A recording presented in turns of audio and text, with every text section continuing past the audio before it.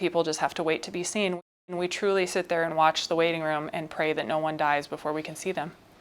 COVID, I think, for the emergency department, just like the rest of the world, has been a very up and down thing where you kind of just take it day to day based on the current situation. So very unknown at the beginning, a lot of fear. And then as we've learned more about it, I think the fear has been replaced by frustration. We kind of saw the light at the end of the tunnel briefly this spring, and now we're headed right back into a very dark tunnel that we don't know the end. Honestly, I couldn't get the vaccine in my arm fast enough. I just didn't want to get sick. It looks so unpleasant watching everybody else get it. Your whole body hurts, the cough lasts forever. The headache has just been mind-numbing for a long time for people even my age who got it. And I just didn't want to deal with any of that, even if it meant that I wasn't going to die from it anyways. I just didn't want to get sick. Anybody who's been to the emergency department recently will notice the long wait times.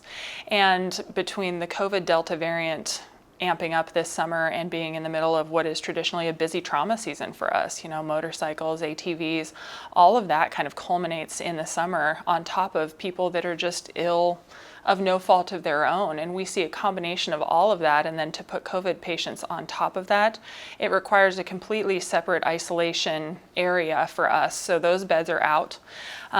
We isolate them and use upwards of 10 to 15 beds just for COVID-19 patients, which means if you're not on the really, really sick side of that, we're having wait times in our waiting room of up to 8 to 10 hours right now to be seen. At one point, we had 44 people last week in the waiting room, and we had negative 29 beds in the entire hospital. So there's truly nowhere at this hospital for people to go because of the culmination of all of this. We're putting them everywhere we can, every nook and cranny, but at some point we just don't have the staff or the nurses to even take care of them regardless of a physical bed.